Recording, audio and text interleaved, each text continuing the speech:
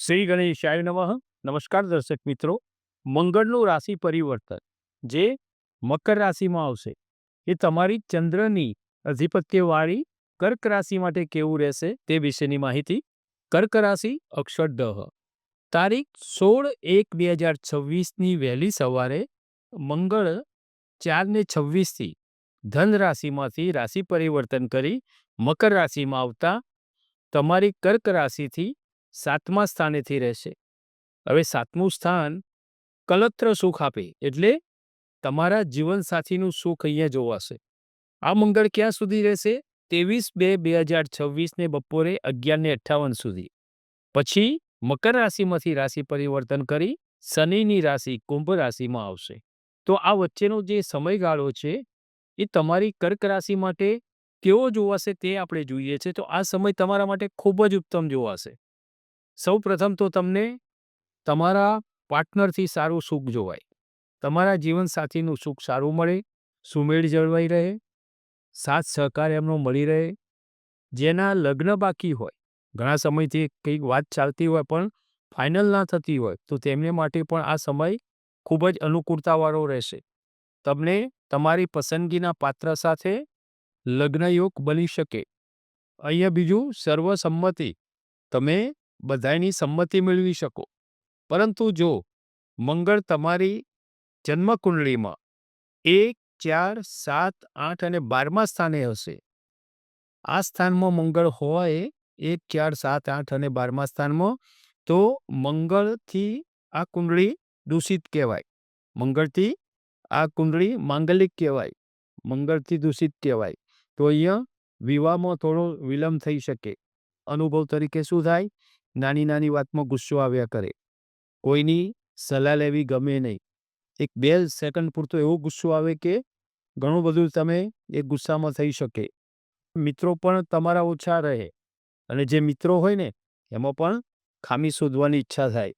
તો સમજવું કે અહીંયા મંગળ આવું બધું અનુભવાય ને તો સમજવું કે આપણી કુંડળીમાં મંગળ શુભ ફળ આપતા નથી.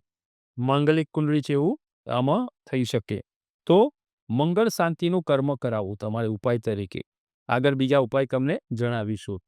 આગળ આપણે જોઈએ કે આ વર્ષે તમારે જે 2026નું કર્ક રાશિ માટે ખૂબ જ આ વર્ષ સારું છે.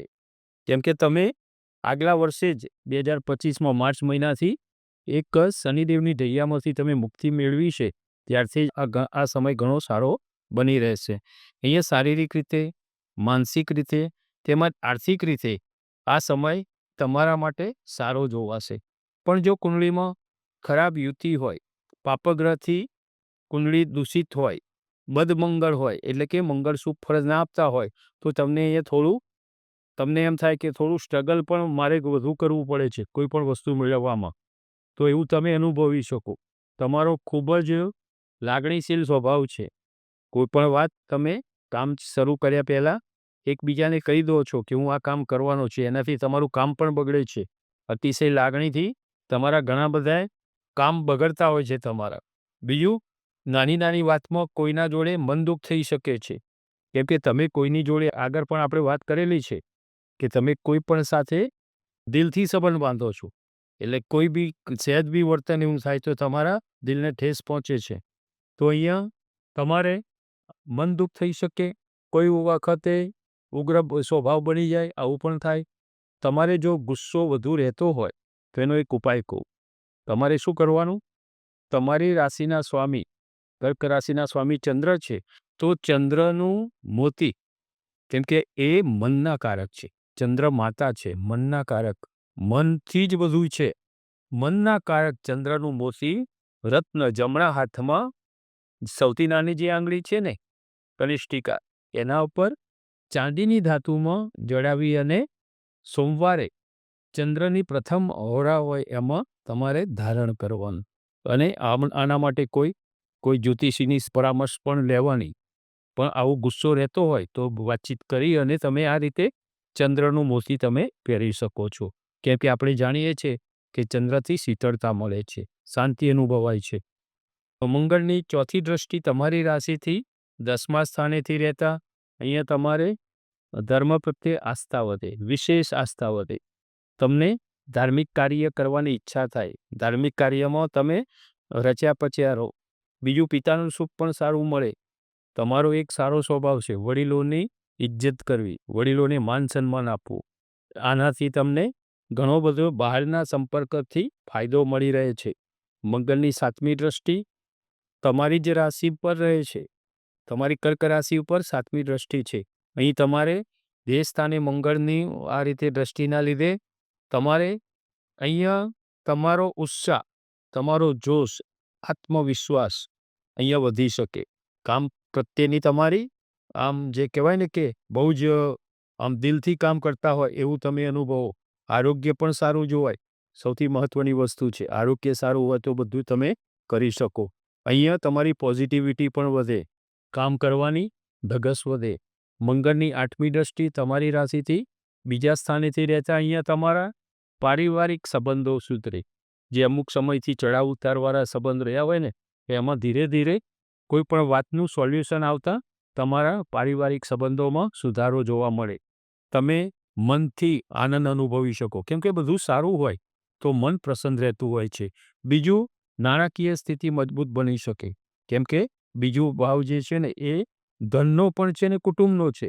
કુટુંબ સાથે આર્થિક સુખાકારી એટલે કે નાણાકીય સ્થિતિ મજબૂત બને, આર્થિક સુખ સારું જોવાય. અહીંયા મંગળની સાથે પ્રારંભમાં શુક્ર પણ છે. શરૂઆતમાં જ્યારે મંગળ બદલાય છે ને તો સાથે શુક્ર પણ છે જે ભૌતિક સુખના કારક છે. અહીંયા તમને તમારી પરાક્રમથી, તમારી મહેનતથી, તમે તમારી મહેનતથી જ બધું ભેગું કરેલું છે.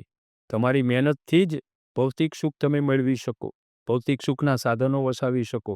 અહીંયા સૂર્ય પણ સાથે છે.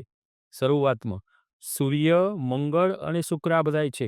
તો સૂર્યને લીધે પણ તમારે અહીંયા મકર રાશિમાં સૂર્યના લીધે સૂર્ય મંગળથી અહીંયા અંગારક દોષ બનતો હોય છે.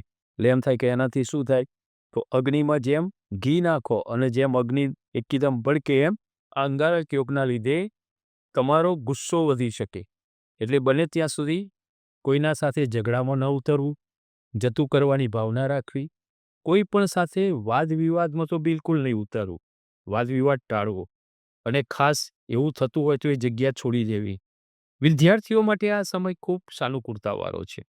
વિદ્યાર્થીઓને તમને અહીંયા તમે તમારા વિદ્યાભ્યાસનું એક્ઝામના પહેલાં તમે સારી તૈયારી કરી શકો અને તમને સારો સોર્સ મળી રહે, તમને તમારી મહેનતનું શુભ ફળ મળી રહે.